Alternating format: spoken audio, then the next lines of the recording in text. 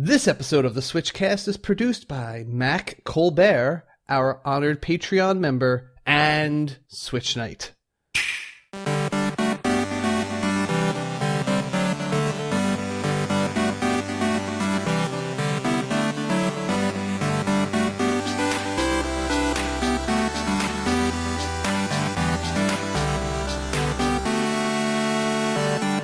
Hi everybody, I'm KC.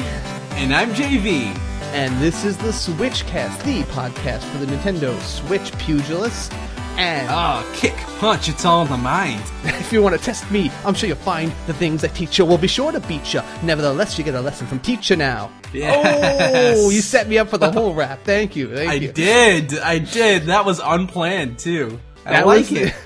Now we have to make sure this version of the show works, because if we have to start over our recording, that's never going to happen. That just wouldn't come out. Yeah, that's fair. But I am so excited, KC, because you know what? E3 is coming! I know, it's creeping up. It's next week. Here's the thing. Usually, the week before E3 is like no news, everyone's staying down low and just keeping all their real reveals a secret, so we have not much to talk about. But no, everything's starting to come out, which is making me wonder if we have so much to talk about this week that's already been announced. What the heck's going to come in E3 that is bigger than the stuff that we're already, revealed and have to talk about now? Yeah, it's gonna be crazy. I think a lot of companies are starting to release their reviews early so that they can catch that pre-E3 hype before it gets flooded. It does make sense, because this is the time, this week and this whole month, people are just craving information. They're so excited. They want to find out the big reveals, and they're going to look up all sorts of, the new news and E3 hype, but they're going to find all this stuff now, and they're gonna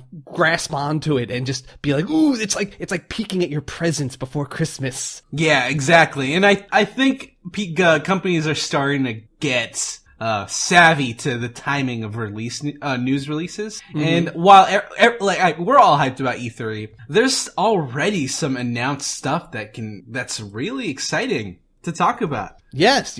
So we will get into all of that very soon. But I also want to give a little mention here. There's been some very fun and exciting stuff been going on in the Discord chat this week. Our old friend Sun Worshipper has been running actually a bunch of Mario Tennis Aces trivia this past couple of weeks, and he's been giving out prizes. And he's just been having a trivia night pretty regularly in the Discord chat. If anyone wants to go in there and check it out, and he's asking tough questions, and it's not easy, but it's not just related to Mario.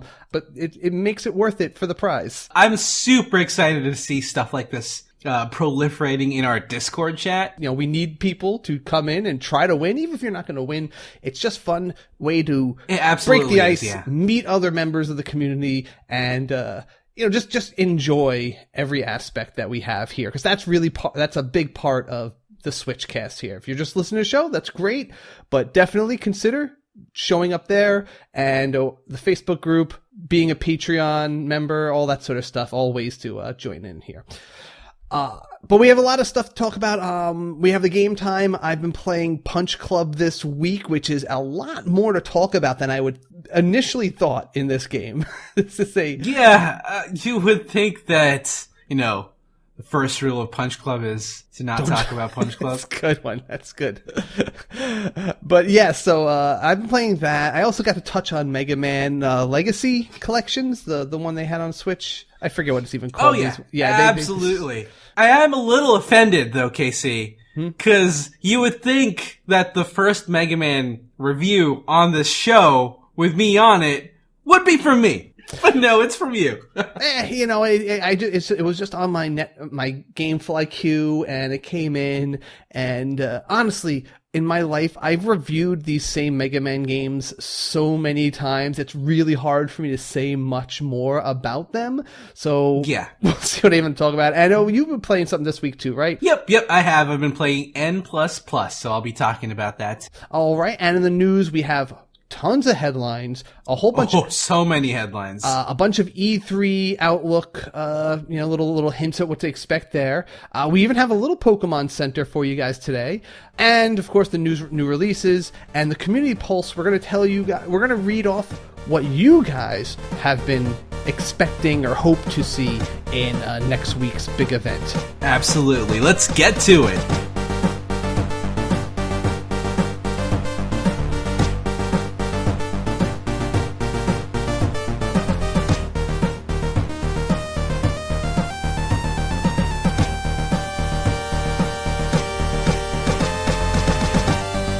All right, game time.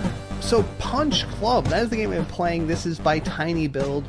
You know, Tiny Build's been doing some pretty good stuff lately. And I'm really excited to see stuff like Hello Neighbor and Party Hard, but what is this about? Yeah, this is really, they've really been doing a gamut of different games, and this is something I have not played before on any of my Nintendo systems. This is a boxing simulator / RPG, I guess you could say. That's an interesting combination. Yeah. It is a game where it starts off with this little storyline cutscene of your kid, and I guess your father was like a champion boxer, but he was some criminal involvement, and you see a scene where he gets shot and you get adopted by his friend who's like a cop, and he kind of like, takes care of you. But now you're of age, you're on your own, and it's time for you to begin your career and to become a boxing champion like your father. Now, despite the drama of that opening, this game is like 80% comedy. This is Oh, gotcha. As much as that's a series, it's like melodrama. It's like, it's purposely a parody of several other games or movies that you like might Rocky and that type of stuff. There's tons of like Rocky references and Ninja Turtles in there, Fight Club, all that stuff kind of gets in there. But oh, totally. Yeah. But it's kind of in a good balance. Like, I'll say this much: most games, when they do comedy mixed in with a story like this, they beat you over the head with it, and I just roll my eyes. I get sick of it. This is a game where it's in there. If you want to catch the jokes, good on you. If you don't care, or you don't even know what the references they're making, you won't even know they're there, and you don't care. You just move on with your life. You'll still enjoy the game. All right. Yeah, of course. So you start out, you're in your home, and you have a few places to go. So this is a simulator, right? So you have to simulate your whole life and what you do with your time of every particular day. So you have to send your guy off to work and make some money. You have to manage what you spend that money on in terms of food, maybe equipment to have your little home gym and stuff like that. You have to sleep. You can go around to different places and make friends. Like, you might visit the gym and you'll meet some characters there who might become, friends of yours. Maybe they'll become training buddies. You can spend your money to access the gym to go and get training lessons from some characters there. And the training, the way that this all works in building up your boxer, is you have three main stats. You have like power, agility, and endurance or stamina. And then you also have these skills, and you get these skill points unlocked as you win fights, as you go into like sparring matches even and stuff like that, or just accomplishing like storyline missions that'll happen as this game goes on.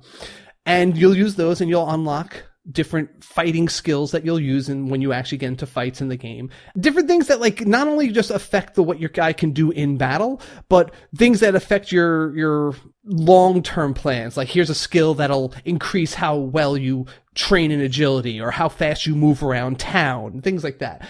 Okay, so it's kind of like a management game in that way. It's 100% like a management game, because when you actually get into the fighting, you're not controlling your boxer. You're not there to like hit punch and tell him, do the timing. The fighting in this game is all strategy. It's, what is your stats? What skills did you train him to have? And then you go and you watch him and the other guy use their skills and just kind of box it out in this stat-based kind of battle. But between rounds, you have a little chance to kind of alter your strategy. Maybe you're like, okay, this guy, he's really tough, but his stamina's low. I'm going to do a lot of my defensive moves on this round, and I'm just going to try to wear him down. And then next round, I'm going to switch to my offensive move that will really bring him down while his stamina is low and take advantage of him when he's tired, like things like that. There's actually a lot of tactical decisions you can make like that throughout the game, and they open up. And there's a lot of ways you can customize your character to have his own game plan generally. Like I went with a predominantly agility-based guy, and I focused on skill trees about dodging and counterattacking. And I don't really have a lot of power, but I'm pretty good at outlasting my opponent's stamina, because once they're out of stamina, it's easy to knock them down and then they take extra damage. So I kind of play this very dodgy game and I counterattack.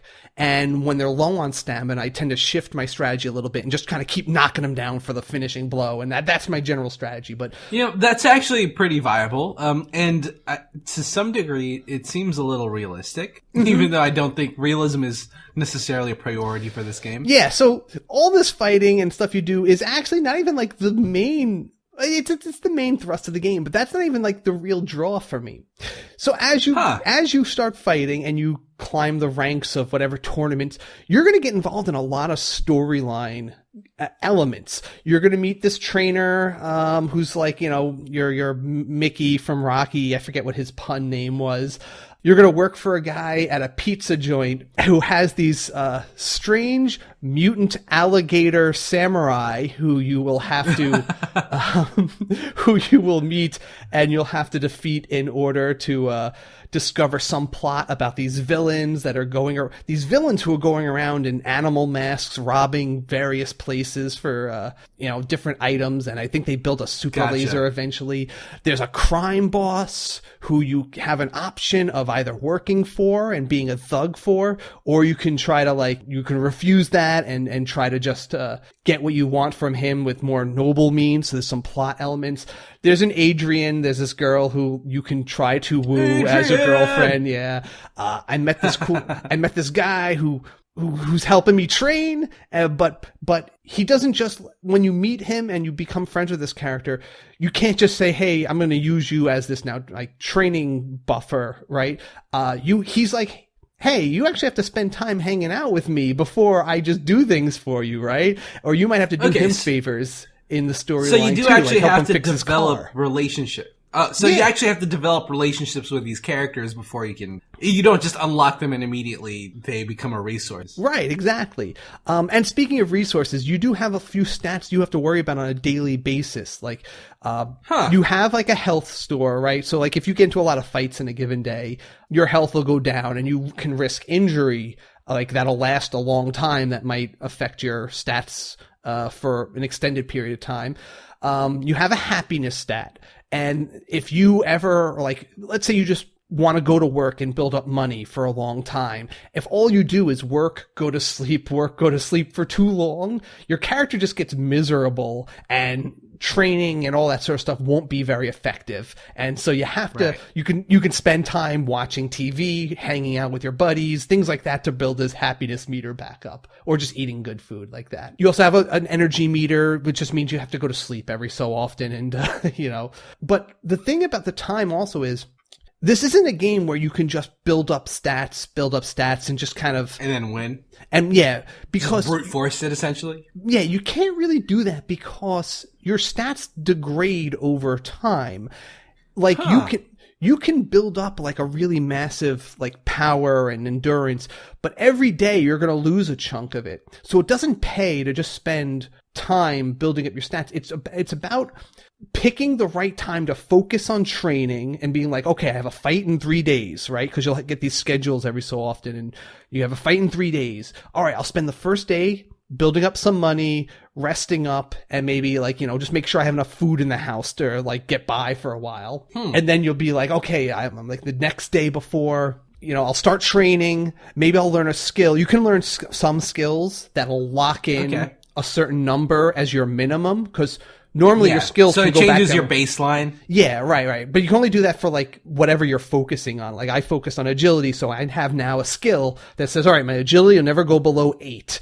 But everything else I have to still focus on. Like, all right, do I want to really, for my next fight, do I want more power or do I want more endurance? My strategy is I don't really use that much power, so I try to not bother training in that too much. And then maybe the day of, I'll do a last big push, and maybe if you want, there's like a guy who can sell you some potions or something that give you another quick boost of a certain stat, but don't abuse it, because if you abuse those potions, quote unquote, you will, you'll have some drawbacks. You get in trouble, maybe. I think get potion tested. Basically, spontaneous potion tested. They kind of gave them stuff like that too. Yeah, absolutely. But then you do these fights, and then you might make a big score, and then you're like, okay, I think I'll relax for a little bit, and you have to get into this flow, and then maybe like, you know what, the next 3 days I'm just going to work on plot stuff. I want to do some of the storyline things, like the Adrian wants me to find a bunch of flowers for her before she'll talk to me because she's making a garden. So maybe I'll just spend time doing some side missions, or there's a weird subplot where I find this briefcase in my house, and it seems to know where the villains are robbing at any given point. So maybe I'll go fight crime on the side. Yeah, you become this like superhero even at one point. And you have to fight gangsters and other sort of supervillains. And it's really hilarious. I just posted on the Lens this one scene that got to me. There's a stupid scene where they kidnap your cat. And they hold your cat ransom, and they want you to return this super laser you stole from one of them. And they make this deal, so you go and you fight to free your cat. And then like, hey, your cat's free. And then like a gust of wind like blows him off the roof, and you do one of those like one of those movie scenes where he jumps and he grabs him, and like the cat's hanging off the building, but you have him by one hand. He's like, give me your other paw. And it's the saddest scene, and they show the silhouette of the cat hanging and just staring up at you, and then he slips and he falls, and I'm like, no, Fluffy.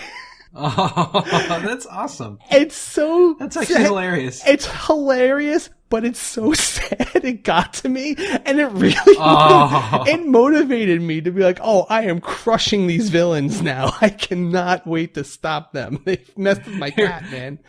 I like the John Wick. Yeah. That's pretty awesome. Yeah, no, it is pretty cool, and there's a lot of stuff to this game that I find myself not wanting to put it down, really. I pick it up just it's one of those games where it's like, okay, I just want to fight and unlock this new skill, because I've been waiting to get this skill that gives me a special, like, a boost to all my kicks or something like that, right? Right. And I want to see that in action. All right, I saw that in action. I'm like, ooh, but wait, tomorrow's another big money fight, this underground fighting league that I secretly joined up in. I think I can make a lot of money if I do that. I'll just play till I do that. And then you get the money from that. All right, I got the money. Let me spend the money, because if you carry a lot of money on you, there's a higher chance that people will try to rob you in the streets, and you'll have to fight them. So it's like, let me just go spend that money on some new gym equipment. And then you buy the new gym equipment, and you're like, oh, let me just use it. And you just keep wanting to do one more thing, because there's always something pretty close that you feel like you're on the cusp of doing that feels cool. And it just keeps you involved in a lot of different ways. I was really digging it. It kind of reminds me of Stardew Valley in that sense, where you're kind of self-motivated to keep moving forward, and it feels like you're progressing bit by bit over time. There is a lot of progression. It's not just in the fighting sense and all those other little things there. Even though I say boxing, this game is actually, I guess it'd be more of like a kickboxing. I guess so. It's more like just street brawling. No one actually says boxing, even though that's kind of the thing, because they do incorporate kicks and like ninja flips, and there's some guys that attack you with bats in this game. So, whoa, what? That doesn't sound like regulation. It's not. Yeah, that's what I was saying. Because remember, we were also fighting like villains and the Teenage Mutant Ninja Turtles type guys. So you're fighting all sorts of things that aren't just related to the ring. So it goes beyond those boundaries. But okay, all right. Yeah, no, it's been really cool. And for $15, honestly, I think you get a lot of content. It's funny. and it's enjoyable, and it'll give you a good amount of game time out of there. So I was completely happy with this at that price point. So it does sound like there's a lot more content than I originally expected out of this.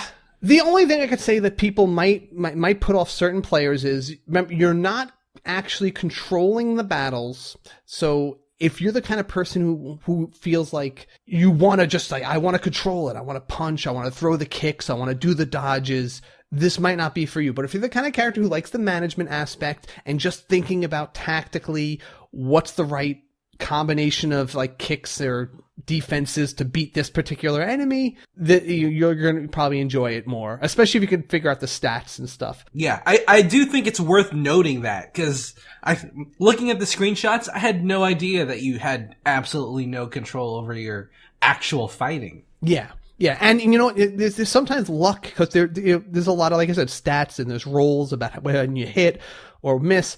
You can have like the perfect plan, but you do have to accept that sometimes you're going to lose just based on bad rolls, so to speak. So there's some fights that they get very tense, and I'm like, ooh, I'm totally outmatched. And sometimes, honestly, I'll see that I'm outmatched. I just want to throw in the towel before my guy gets injured, but they don't let you do that. But I'll just be watching the match, and I'll just get some miracle like hits in, and I'll say, oh, I'm going to win this anyway, and I'm waiting for like that, you know, right to the end, and I might make a surprise win, or you might surprise lose, and that'll tick you off just as much as the surprise wins make you happy. But that is part of the game. You do have to roll with the fact that you just can't always win every fight. You have to roll with the punches? Yeah, maybe? Basically, yes. And it can be a hard game. Even on the normal setting, it's hard. There's a difficulty, you know, a harder difficulty setting where they always scale the opponents up for you. So there's a lot of challenge in there for all this sort of thing. Yeah, so overall, to me, it sounds like it's worth the $15 price point. I think so. No, I'm a big fan of this. Like I said, I can't put it down, and I think that a lot of people will find it that good too. Cool. Now, I've actually been playing something that's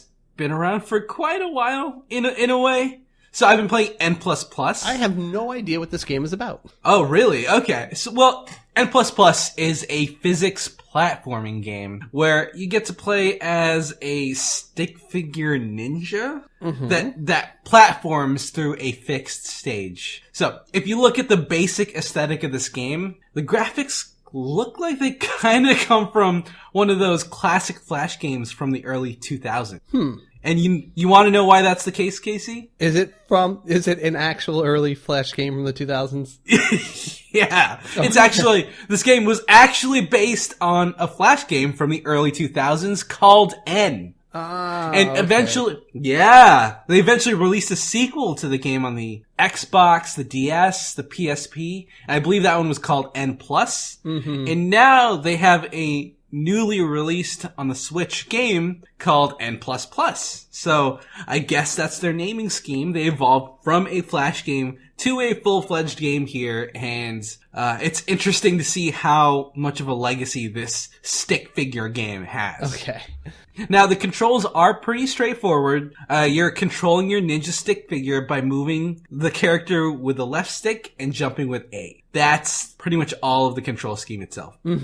You have the light taps of the A button, which will get you shorter jumps, and longer presses will get you longer jumps. And you would use these maneuvers to wall jump, to float, to zigzag, or use all of your, maneuvers to get to a button that would open a gateway to exit the stage. Okay. So that's your primary goal within the stage. You're moving around, you touch a button, and then that opens the stage, and then you maneuver all the way back to the exit. And that's essentially the gameplay loop that you're going for. Okay. However, there is a caveat. You actually have a pretty small amount of time to complete the stage, and this is indicated by an ever-decreasing time bar at the top of the screen.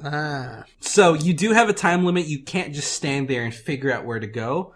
It's an ever-decreasing amount of time, so you have to hurry. So do you actually move like really fast in the game too? Is it like a high-speed game? Yeah, it's pretty high. It's pretty high speed. You can move from left to right to up to down really quickly, and you can even collect different gold pieces floating around the stage, which recovers a bit of your timer bar and gives you more time.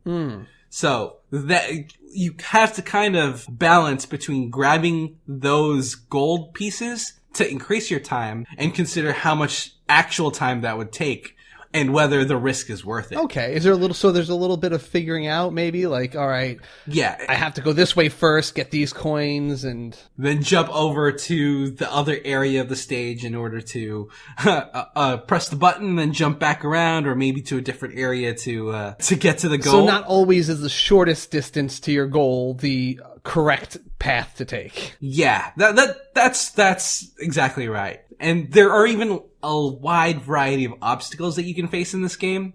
Like you can find mines that explode on contact. Sometimes missile turrets shoot out missiles that home in on your location. There's laser cannons that blast your face off and electric bolts that shock you.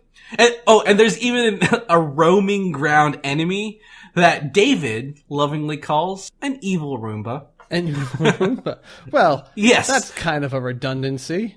I mean, there's no because all Roombas are evil. They are all just plotting their uprising. They are the ground troopers in the robot uprising. They are gathering information through hard dirt and dust. They are mapping our floors. Have you ever seen that? How the Roomba like maps your floor plan? Oh yeah. See, look, they're gathering info, and it's and they're preparing for the robot uprising, and I'm all for it.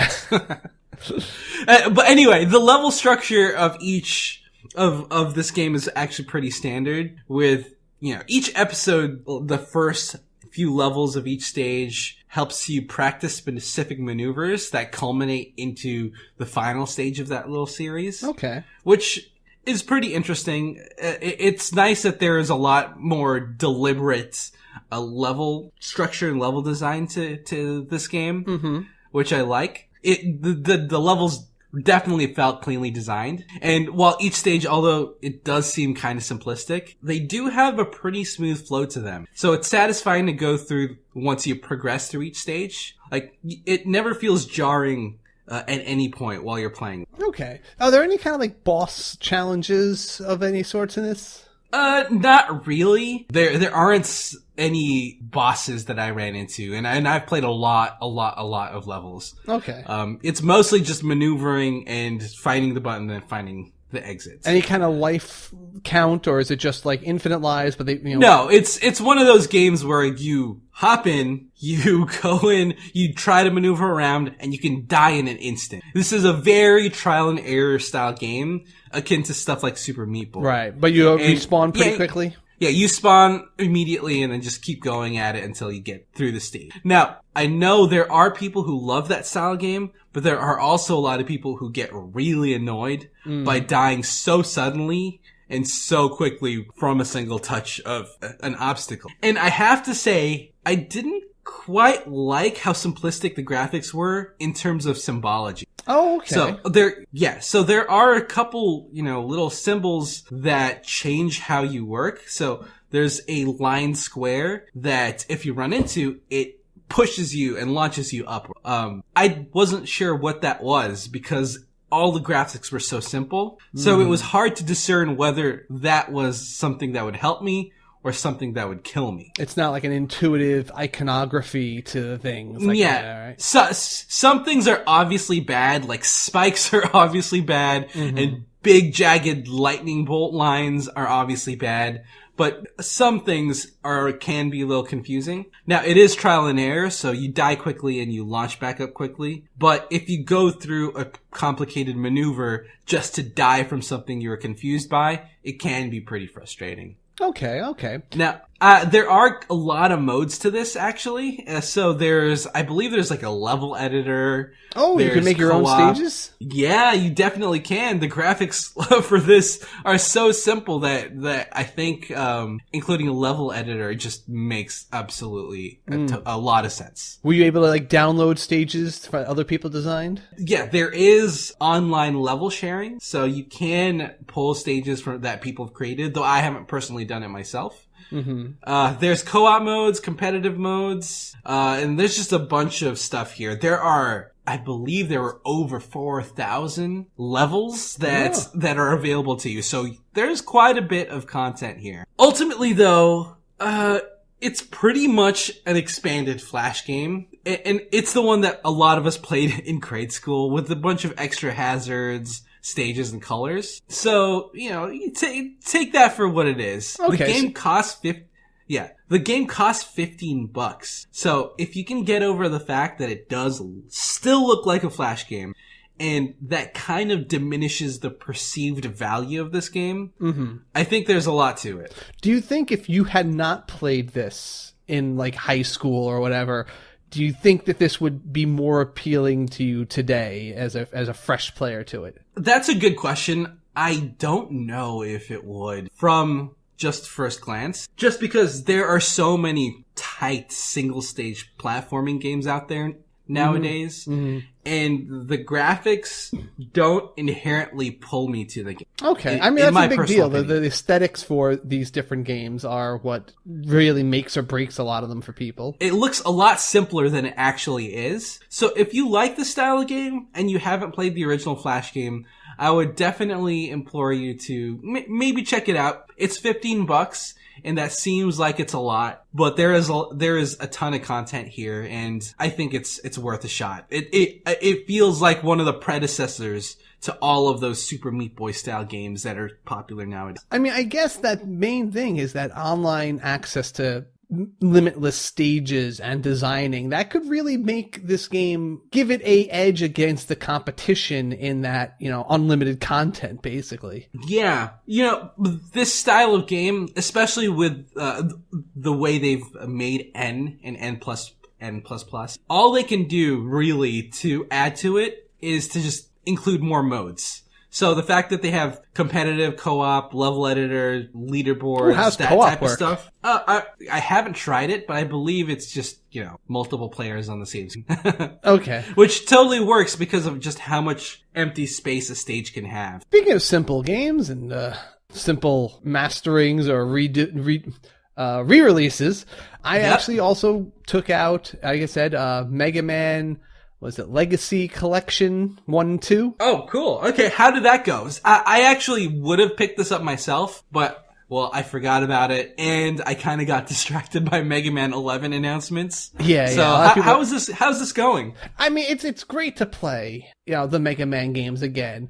The real thing is, and obviously everyone knows what Mega Man is, I really don't feel like I have to explain what the games are like or what it's like to play these again. Like the base mechanics? It has a couple of extra features that are what really are the thing that if you don't own a Mega Man collection on some other console, all right, you're going to want this anyway just to have Mega Man access. They're timeless games and you're going to enjoy them anyway. Now, maybe if you already have it on something else, here are the features, though, that they tried to add to make this a little more interesting and a little spicy for people. First off, they have the online competitions, so you can post your times or your, basically to challenge other people to beat your, total completion time or certain stage times. And the other real little feature I had fun with was they have a rewind button now in the game. Oh, okay. That's a big deal, actually. This changes the game in way more dramatically than you would expect. So anytime you can just hit the L button and it'll just start rewinding time for quite a bit, actually. And you can take back any mistake you made. You fell down a hole. You don't like how that boss fight went. Rewind, do the whole thing over again. I do wish they could speed up the rewind. It only plays at like 1 times speed backwards. So let's say you go through an entire boss fight. And here's one of the things I always had a problem with Mega Man games is that usually if you're fighting a boss and you want to use the weapon he's weak against, you don't get that ammo reloaded after you lose. So you only get one real shot at them with the weapon that you want to use. So in this, at least you can, if you get to a boss and you're like, I blew that fight, you can just rewind the entire battle and start over with your full ammo. But it just takes so long because you're watching the entire fight you just did in reverse. So I just wish it had a little faster rewind speed option to it, unless there's something I'm missing there. No, I can definitely see that. You would think that something like that would be a bit quicker. Yeah, and I tried to find, and like I said, it just has some other little aesthetic features, like changing the, screen proportions to either fit your Switch or state of classic, little filter options, little touches like that are nice. But again, it's Mega Man. If you like this series or not, and you want to play this game. I don't think any of those features are going to sell it to you. I will say that the rewind mode makes the game a lot easier if you choose to use it. You don't realize how much time you waste replaying sections. Yeah, replaying the same levels over and over just because you die in the exact same spot. Right. It's like, I keep missing this one jump and I gotta do the whole stage over. It's a completely different experience. It can make the games almost too fast to beat, honestly, for some people, I think. Okay. I can actually kind of see that, but I do enjoy the fact that that is a feature that we haven't really seen in any other collection. No, yeah, it's a new feature. It's interesting that they're trying something. I can dig that, and just having Mega Man on the Switch is pretty much what people want. In fact, right now, I am actually approving on the Facebook chat. Someone has just posted their top time on the leaderboards, and they're kind of daring anyone to beat them. So Joshua McCann, I'm calling out to you right now. If anyone wants to beat his fastest completion time for Mega Man 1 Robot Rush mode with no items. See, there you go. That's a pretty fun feature right there. That's kind of crazy. Yeah. But, I like that our community facilitates these leaderboard type challenges. Yeah. Cool. I'm still getting challenges for Flint Hook, actually. People keep sending me their times for certain bosses or certain or their top scores, not times, but their top scores for certain levels, or their top times for certain daily challenges. I don't know why, but there's a couple of people who just feel like they have to challenge me to that game, and it keeps me loading up Flint Hook. Well, there you go. You were so glowing about it. Yeah. It seems like it would be natural. All right, well, we have so much more to talk about today, so why don't we just go right into the news rundown and get on with the show.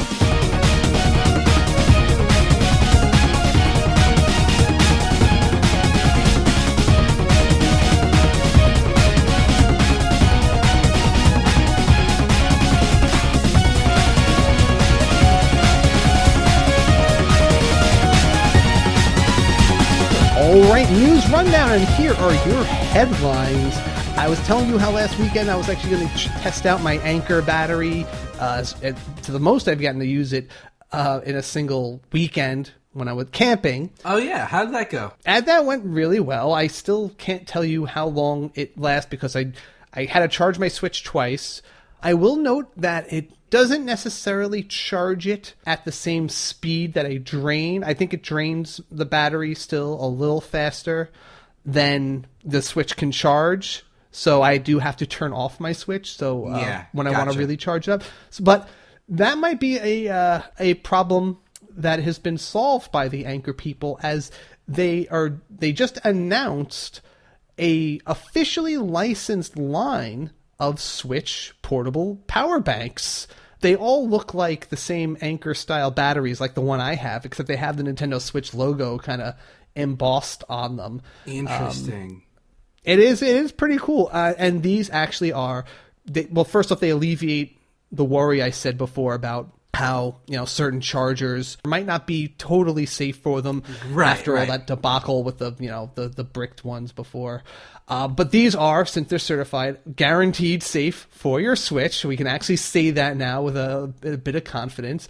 And they say, additional 15 hours of game time, and they can bring it up from 0 to 100% in under 3 hours, even while playing the Switch. That is a pretty potent combination of features there. Yeah, I like that a lot.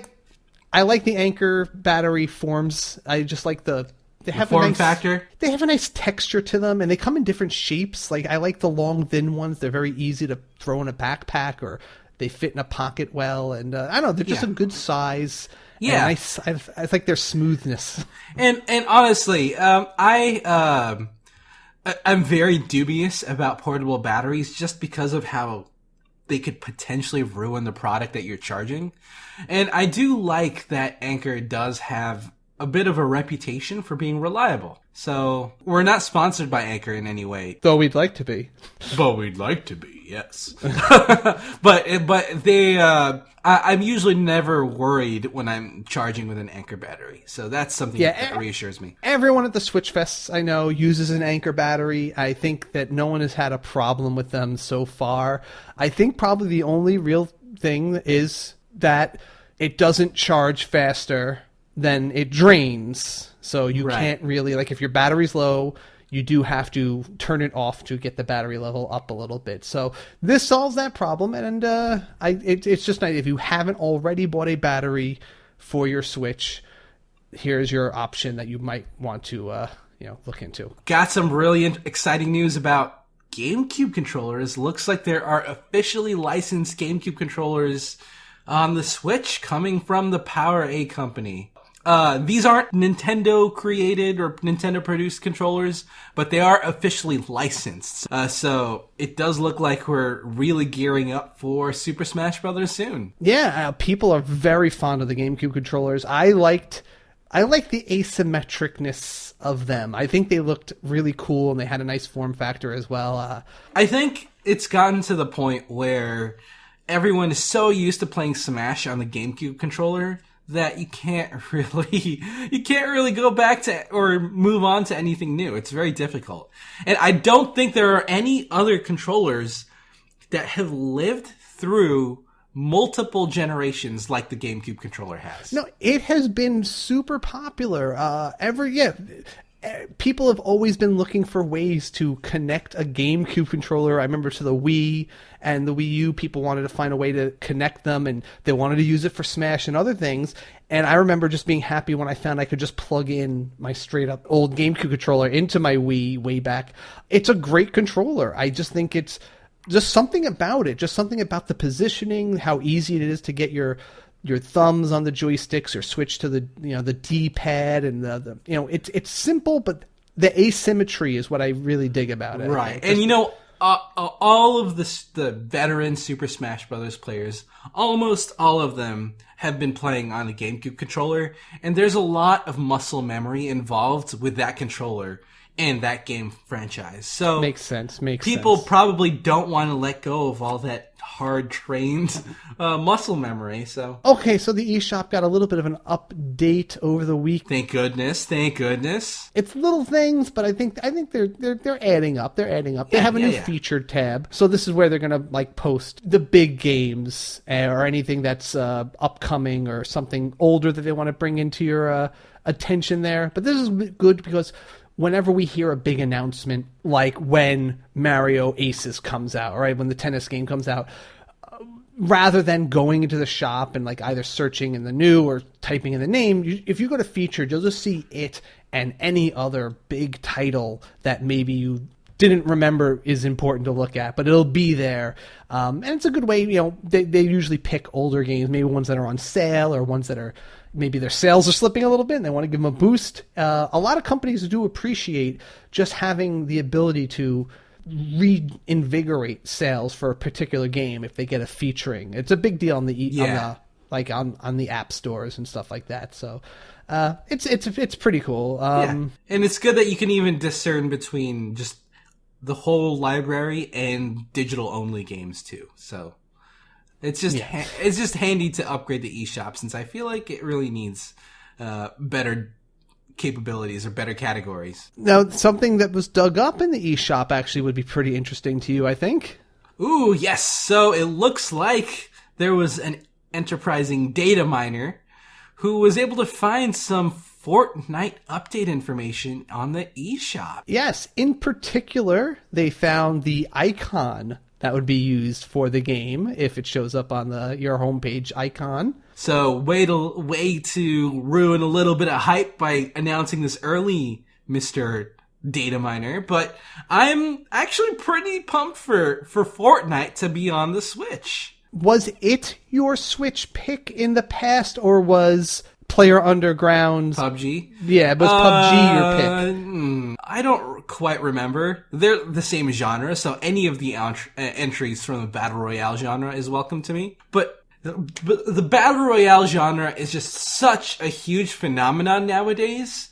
It's essentially the latest MOBA style craze. And I'm just glad that the Switch can finally participate in something like this without any sort of neutering or compromise. Did you see the new trailer this week with Mario versus Rafael Nadal in the tennis trailer? Yeah, that's actually a really big name. He has his own franchise, actually. So I thought it was there was one thing in there, and this is a feature of the game. I didn't notice if it is an actual feature. I think this is Rafael challenges the call of the umpire, whether a shot was in or out, and he got it overturned because he made the call, and they showed it on the Switch.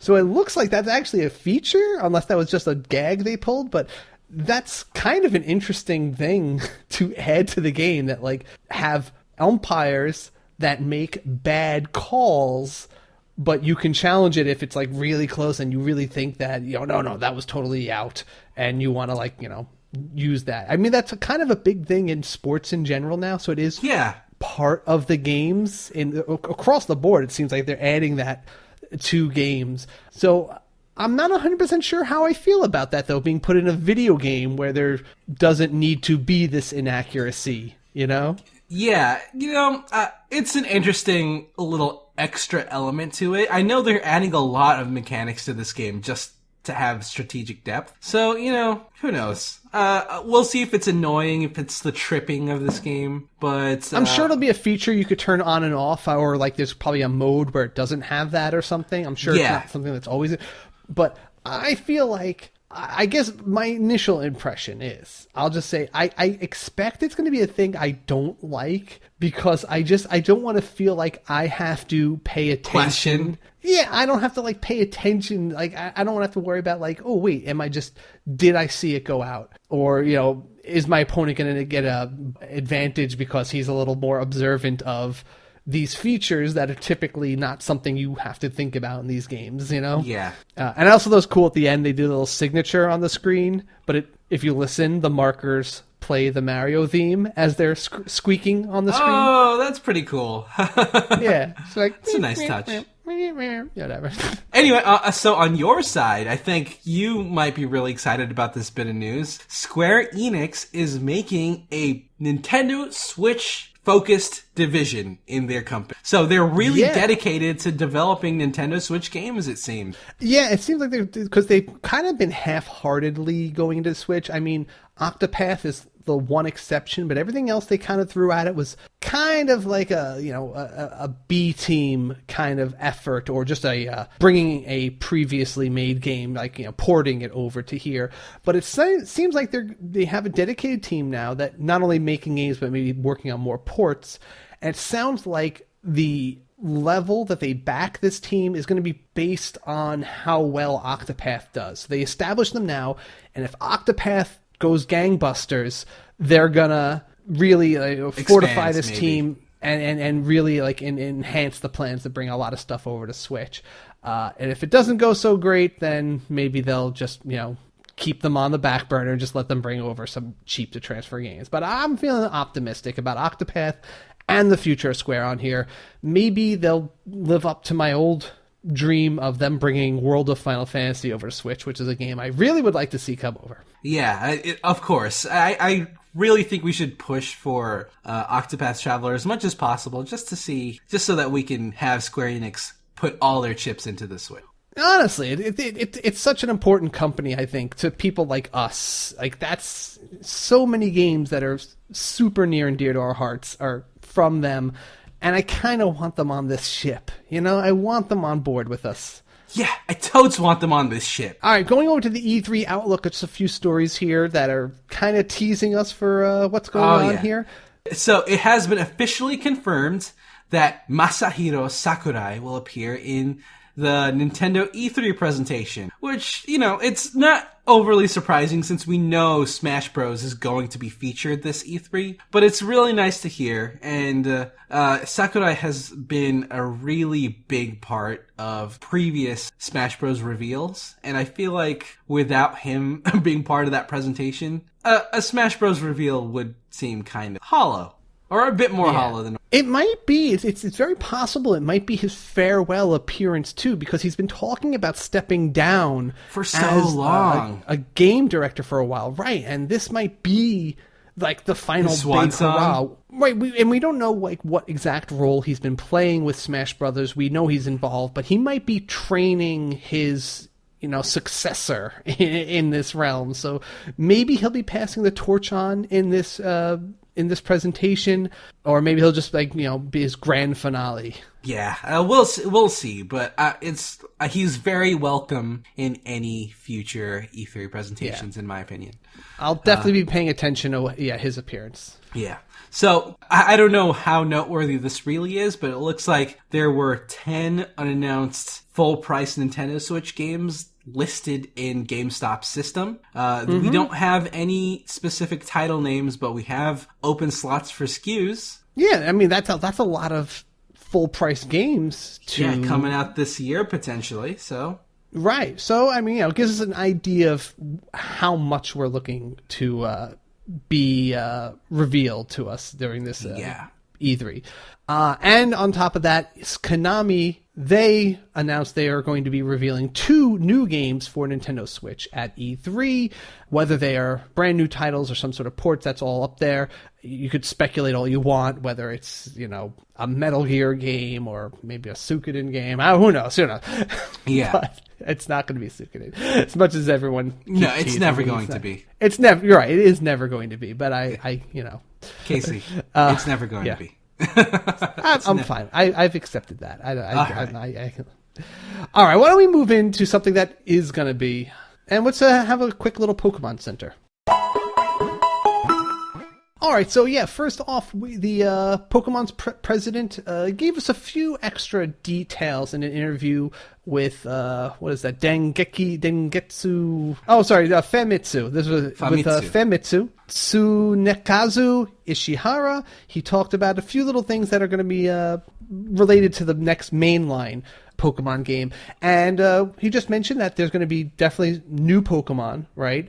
So naturally, pretty much confirmed it's going to be like Generation 8. This is actually going to be. It's not going to be Sun and Moon Part 2 or the next expansion to that. So nothing too surprising there, and he said the game should please longtime players of the series.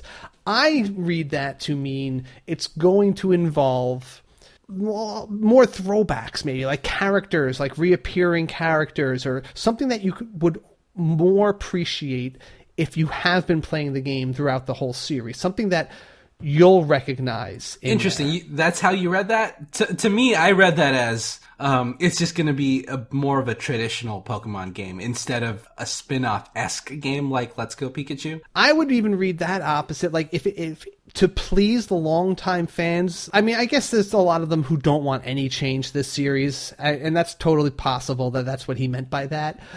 I honestly, when I talk to people, it's like, I just want it to be, all right, fine, be the same Pokemon game, but give me a hard one that actually respects the fact that, yes, I started playing this when I was 16 or, younger, but now it's child's play to me, like literally, and I would appreciate it if you respected the fact that I'm now 35 plus years old. 35 plus, safe. Yeah.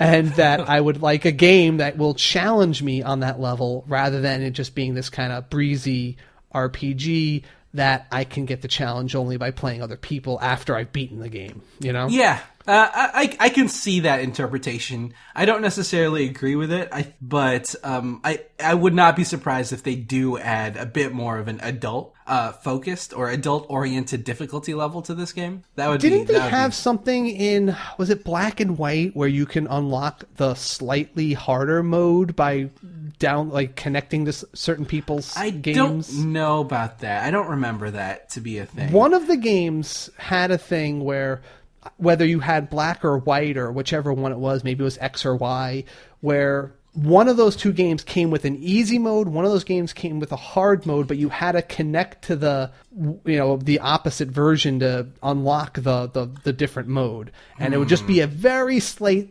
challenge increase or decrease. You may be onto something. I don't recall any of this. I don't recall. Again, it was so like not obvious in there that but yeah, I'm thinking it was XY actually now. But maybe. Well, I do want to make note of something that they did mention as well. Apparently, it is confirmed that there will be improved image quality to this upcoming core RPG. And this could mean so many things. I feel like it means that they might have a graphical overhaul, and we won't just be using reused assets from the 3DS generation, which is a big deal to me. Yeah, I mean, honestly, I want to see these things really make a splash on the Switch. I don't want it to just look like, okay, it's a reimagining or just a transposition of the portable games. I want it to really look like it belongs in this new generation on this new actual home playable console. So if the Let's Go Pikachu and Eevee games are any indication, though, it is really going like in that already seems to be going in a beautiful direction. So, but I feel like with this improved image quality statement, they might be just changing the perspective. They might actually be doing a dedicated third-person view, or even going open world. Who knows? Maybe. I can't wait, and I'm most reassured by the fact that they've probably been working on this for 2 years now, maybe going into 3 years once it's released next. So that's a lot of time to really overhaul the system in ways that we can be surprised by.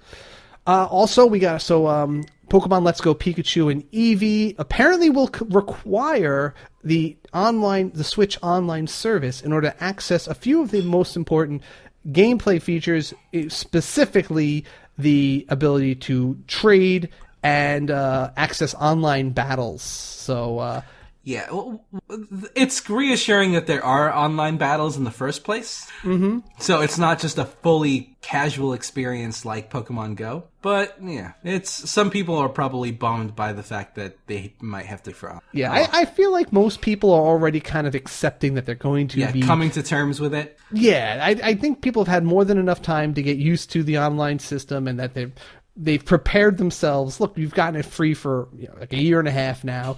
I think that it's not going to feel like a big hit once they have to pay for the features or to pay for the online service. So I think it'll just be no big deal. And apparently we were wrong about one last thing from last week, actually. Well, slightly, not really. I think this story kind of overstates it. But we mentioned last week how you don't need the motion controls to catch Pokemon in the Let's Go games. But apparently some people make a little bit of fuss over the fact that, yes, you do still have to use motion, in that when you're catching Pokemon in this game, you have to aim with the motion controls. And then you can still catch or throw your Pokeball with a button, but you'll have to use some motion controls in order to like actually aim the shot. And some people are making this out to be a bigger deal than it is. I think that like, I have to use motion controls even in portable mode. But I'm like, that's barely, it's barely an inconvenience. I don't think you're going to be moving, like, you're not going to be flailing your arms around in the bus because of this, Right. All right, so that's everything with the Pokemon. On to the updates. Yep, so there is a Jurassic World car pack for Rocket League coming out on June 18th, so it's coming up very soon. It looks really cool, and I think it has the Jurassic World Jeeps. Yep, there's Max Bomber coming to Super Bomberman R, which is it's really cool that there's just more content for that. We're getting an ARMS party crash between Ribbon Girl and Twintel, so we'll see which waifu wins out. And I was actually kind of happy to see that Nine Parchments has added a new update, the Astral Challenges, which is a set of high-level arenas where you're going to be taking on, stuff that requires you to have level 40 characters even to access it, and it does look like it's some pretty crazy challenges. So if you were someone who, like me, played that a decent amount, I don't think I actually ever got a character all the way to 40, but I would totally be willing to if anyone wants to pick that up again and reach the pinnacle there, and then take these little extra missions on. And there's also an added character to unlock as well in this cool little update, which is, you can get it right now.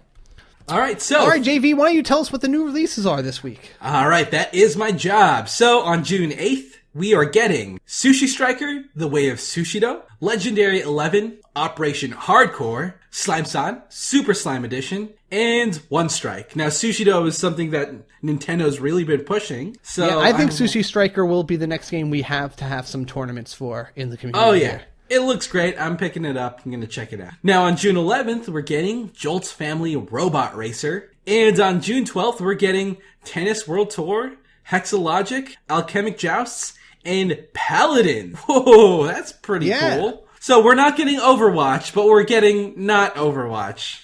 Yeah, it's actually a decent facsimile. I mean, it's the same kind of genre. It has a similar art style. It's not as sharp, but it's a little more World of Warcraft-y. Kind of has that more, I don't know, like a little slightly more cartoonier characters, I want to say. Less CGI-ish. Yeah, it's more World of Warcraft over Pixar. Yeah, but that's what is super cool about it is that it does have 60 frames per second on the Nintendo Switch and cross-platform multiplayer. Very big deal. Honestly, I'm super into Overwatch, and I secretly kind of want to try Paladins, especially since it's coming on the Switch. No, I'm definitely picking this up, actually. I want to get into this type of game for a while, and I feel like this might be my best shot at it. So what the heck, I'm getting Paladins. And we've already been requested. We started a Paladins chat channel in the Discord, so if anyone wants to start getting teams together and getting hyped to try it out, let's join us there. Yeah, it's very cool. Down the pipe, we have Day Blob coming out June 26th. The Journey Down, which is coming out sometime in June. This actually has an interesting, it was described itself as a point-and-click adventure with African roots. It's a game with a strong cast of African characters. And it's kind of unique to see, and it's good to see an all-black cast characters, not just a support cast or something like that. A little multiculturalism. Voice is getting a physical release July 24th. Finally, Pocket Rumble. End of July. Confirmed. Is it confirmed? No. Here's the deal. It's already been approved by Nintendo. It's not like finally. It's not awaiting any approval. There's no more work to be done. It's finished. It is completely finished, and they've already stated that it's been approved by Nintendo. They have whatever date has been slated, and all they're saying is by the end of July is when it will release. So we're finally actually getting it. And if you were a backer of the Kickstarter, you're going to get some extra little things. And they're doing some extra promotional kind of stuff to make up for the wait. But basically, the people who backed it for Steam will also be getting a Switch code for it. So even if you just were going to play it on Steam, you now will have more you'll now have an extra option. In addition, they're going to leave the Steam version of it in open beta because they're going to keep trying to add more features to it that way. And then down the line, once they've tested out all the new features on the Steam version, they're going to have an update for the Switch version that just dumps all the new features onto it in one big update. It looks like we really, really are finally getting it. I never lost hope that it would exist. I just, I just kind of had to stop paying attention to it for a while. But you forgot. Anyway, I never forgot it. I always got alerts. I tried to forget it, but I always got my alerts telling me whenever there was even a hint that it might be progressing. Yeah. Anyway, NBA 2K19 September 7th. Keep Talking and Nobody Explodes is coming summer. Oh, that one's a really cool one. Oh, yeah, you've played this? Oh, if you don't know what it is, it's essentially one person on either a VR headset or on the Switch actually physically working with the bomb, while other people look through physical, paper instructions, telling the person how to defuse the bomb. So there's asymmetrical gameplay that is really intense, and I love that it's coming to the Switch. This is like one of those team building exercises or a communication exercise where it's the great kind of thing. Honestly, I think this is the kind of thing you could bring into an office to teach your employees how to better communicate with each other or something like that. Because it does require that clear and concise explanation of what you see to what the other person can see, but no one else can, you know? So it's a cool, cooperative kind of experience. And I'm just curious how much content, like you said, typically, and I've seen it too, it requires that paper printed out or the instructions for the one side of the game to use. Is it just going to have like a fat book in it for like a multitude of bombs of changing difficulty, or are you going to be able to print out different bomb instructions over time and they'll update it? I don't know. I feel like all the bombs are formatted the same way, so the instructions would work for all of the bombs, but just the configuration of each bomb is different. Okay. Another one that was teased a lot for a while, but has now been confirmed, Freedom Planet. There was a whole bunch of, teasers where they were messing around saying like, is this how you put a game on Switch? And they literally put a copy of their game on a Switch. And then they said, oh no, we're not actually making it. And then they teased us again this week. And then finally they confirmed Freedom Planet. This is the Sonic the Hedgehog kind of homage. Yes, it looks really very cool Sonic the Hedgehog. It's 100% a Sonic the Hedgehog type game. It's kind of like what that Mega Man 11 is to the Mega Man games, honestly, I think, where it's the same style, but a lot more power and put into the graphics and the design of it. Why not try it? And finally, The Walking Dead, the final season has been confirmed for the Telltale game series, is coming to the Switch in late 2018. Very cool. All right, why don't we take a breather and move on to our final segment, the Community Pulse. Let's do it.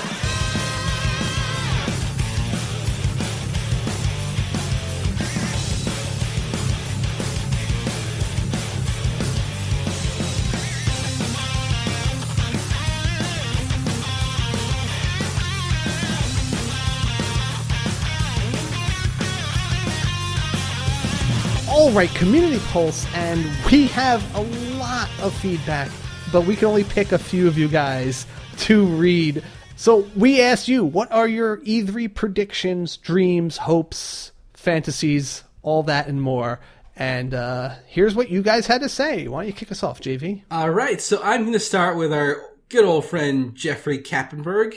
He says, I want to see Fire Emblem, an Animal Crossing announcement, and a new IP.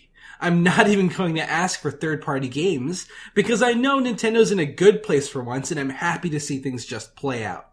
That's actually a really good point. The Nintendo Switch is unprecedentedly very good when it comes to third-party games, so as Nintendo fans, we can really just sit back, let the third parties come, and just hope and hype for the Nintendo-specific IP. Honestly, that it's true. I think we've already started taking it for granted how many third-party games of note have been coming to the system, quality ones, and I think we've already forgotten that was what we always said was the big challenge and was going to be the thing that would make or break the Switch in the long run. And we're already kind of in that zone where the third-party games are just coming.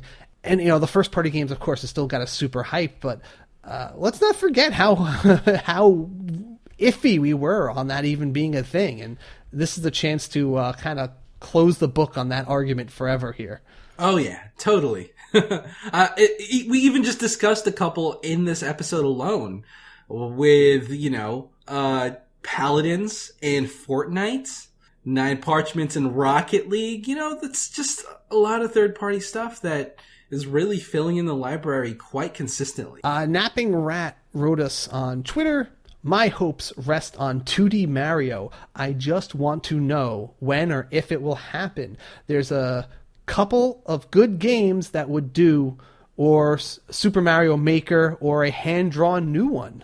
2D Mario, honestly, I that was what I was even saying about when we were talking about Mario Odyssey, and how when I was playing that with Amelie, she kind of wished it was the new Super Mario's game, like the one we played on the Wii, and a 2D cooperative in quotes because we spend half the time killing each other, but a 2D Mario that just, more of that kind of stuff, whereas the 3D just wasn't as much of a draw for our tastes in the series. So I think a 2D Mario would be a great thing to see, even if it was like a Super Mario Maker. Yeah, I could, 2D Mario games are always welcome. Regardless of whether people feel like they're played out or not, I think they've been consistently good. It's worth having. Next one, JV. All right, so from Dane Brooks, he says, my out on a limb prediction is a new Nintendo IP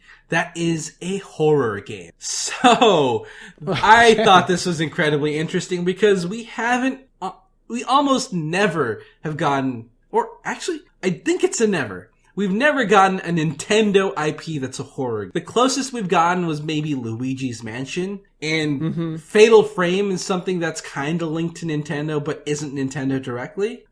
So we've never gotten a Nintendo horror game, which is it's a genre they've never explored themselves. And I feel like that's maybe a missed opportunity. Maybe it's just not their wheelhouse as much, Well, I feel like it's something that's hard to get right, Yeah, it is. But I feel like Nintendo can pull it off, and Nintendo can make a horror game that can be played by, a younger audience. Because, you don't have to make a horror game that's bloody, right? Yeah. You don't have to make, like we just talked about last week, there was that game Omawari that I mentioned that came out on the Vita, but was announced for Switch. That is it's kind of like if you took Yokai Watch and put a horror RPG. They're still like very beautiful, artistic monsters in that game, but it's horror. Like they're all creepy and scary, and they haunt you in the dark. But nothing is like jump scary, and nothing. It's not like they show you heads getting ripped off. It's just really creepy yokai style monsters, and I think that could be up their wheelhouse if they could do something very Nintendo-y with that. Yeah, I feel like it would be super cool to have this. I do remember it was Eternal Darkness on the GameCube. That was developed by Silicon Knights, published by Nintendo. But I would love to see one that is actually developed by Nintendo proper. That would be really cool. All right. Matthew Wynn wrote, I know it's an old game and people complain about ports, but I'd love if Bethesda brought Fallout 4 to the Switch. I've logged so many hours in Skyrim on the Switch, and the prospect of getting lost in Fallout again would be great. That and Metroid news. Of course, everyone wants Metroid news. Yeah, absolutely. Also wondering what they have planned for the Christmas season. Everyone's been talking about the Fallout. I mean, I have a lot of friends, even ones who don't own the Switch, who said if they had any reason to play Fallout again and to buy a Switch, it'd be if they released it on here now, and they'd be like, yep, I'd buy a Switch, just an excuse to play that game again if that gets announced. Yeah, it's not impossible. I think, honestly, it's pretty likely that we're going to get a Fallout game on the Switch at some point. The Fallout games aren't that technically demanding, and if they're able to bring the Switch in, Fallout's not out of the question. And so I got one from Edward Galvan. He said, I want Diablo 3! Also, more information on Metroid Prime 4 with an official trailer would be nice. I would be extremely surprised if Nintendo mentioned something about the next Zelda game, but I think it will be reserved for the next main Pokemon. Yes! Yeah. Diablo 3 on the Switch would be perfect. With the online support and honestly being able to team up with people, via the network and, even playing it locally, I think would all be very awesome experiences. Yes, I played Diablo 3 co-op on the PS4 with David throughout the entire game, same screen. It was a blast, and I would love that on the Switch. Now, was that the one, though, that had the infamous auction house issues? Yes, and I think they just got rid of the auction completely, so... Okay, well, they had two auction houses. There was one that was only in-game money, and then there was the real money auction. I think that's the one they had to get rid of. The RMAH, yeah, that one, I think they got rid of that. Okay. Yeah, I can see it, because I can... If they still had that, that would be the one reason I could tell you that they would not bring it to Switch if that was a major part of it, like any real money transactions. I think that's just done for already. Okay, that sounds good then. Then there is decent hope, I say, for it. Yes. All right, so why don't we move on to our possible predictions or hopes in the system Switch? And JV, is there some game that you would want to see or think might get announced for the Switch that has not been brought over to it yet? So I know Nintendo's been working with Bandai Namco quite a bit recently, but there's one game that I really wished would be brought over to the Switch, and that is Dragon Ball FighterZ, or Dragon Ball FighterZ. Yeah. This is a 2D fighting game that's really taken off, and there are so many mechanics that make it a lot of fun, and the game is incredibly beautiful and captures the spirit of Dragon Ball quite a bit, but there has been no announcement so far on for a release on the Nintendo Switch, and I feel like that might be on the horizon. Honestly, whenever I looked at gameplay videos of this, you would be forgiven if you thought you were just watching a scene from an anime. Like the way the fighting is so seamlessly animated, and it just looks like a feature. Like, it looks like a cutscene. It looks like the characters having a battle that could appear in any episode of the show, and the way they do the finishers, or they throw people in. Yeah, it has dynamic anime camera, angles. All of the supers look really cinematic, and all the characters are very expressive. It looks like a ton of fun. I played it. It is a ton of fun. I want it on the Switch. Yeah. It's an extreme spectator fighting game, I'd say. It's just really fun to watch. Yeah, absolutely. All right, very cool. My pick, all right, and I have a few reasons why I think this has a shot, even though I've heard nothing about this before coming to Switch, but this could be a surprise title, and here's why. All right, I was really interested in Grand Blue Fantasy, which in particular, what's it called? Grand Blue Fantasy Project Relink. It has one of those crazy Project Japanese Relink, always give something like that. Right. So this is a RPG. It has the artist from the Bravely Default series, right? Ooh, so we have some Nintendo linkage there. It is produced by Cygames, who is now owned 5% by Nintendo. It is also being worked on with Platinum Games, who did the Bayonetta titles. They also worked on the Nier Automata, so that kind of that gives you a kind of feeling of what the gameplay is like. It's in the vein of Nier Automaton. Yeah. It has that really cool world with the watercolor kind of fantasy world. The characters are all really memorable looking, and I like the action. It's got this great action RPG thing going with a little bit of that Musou, because like you are fighting like hordes of monsters at times. So it has that, and it has the music of Nobuo Uematsu, greatest video game composer. Yeah. So this is like hitting on all cylinders. I didn't know this was full-fledged developed by Platinum Games, and that is huge. That's really huge, Casey. Big. Now, right now, this game is only planned officially for PlayStation 4, and it's possible that it's locked into that because that's what it was being developed for before Nintendo even was involved with them. And 5% isn't the world, so they might not have any influence in that. But I'm thinking these are a bunch of things that altogether make me hopeful that this will come, and it's a huge franchise in Japan. In fact, if anyone looks it up, you'll probably find the mobile games first. There's a very popular series of mobile, like, free-to-play games in this world. But it's hugely popular from there. And now it's gone from these, like, what I would call a chintzy-looking mobile game into these crazy epic RPGs. And I don't know. I think this would be a great way to break into the Western market and bring it on the Switch. Oh yeah, I just looking at the Grand Blue Fantasy logo, it looks very Final. And it has the Final Fantasy and the Bravely Default. It really kind of it screams Bravely Default with the art of the characters and everything.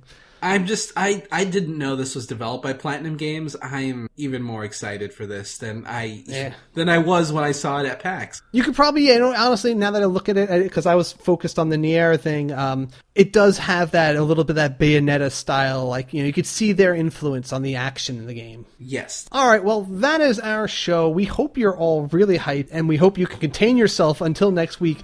Sorry for the late posting of this episode, guys. My internet really kind of bummed out on me last night, so we're going to post this, as soon as we can on Friday morning, and we hope that you all have a exciting E3 week.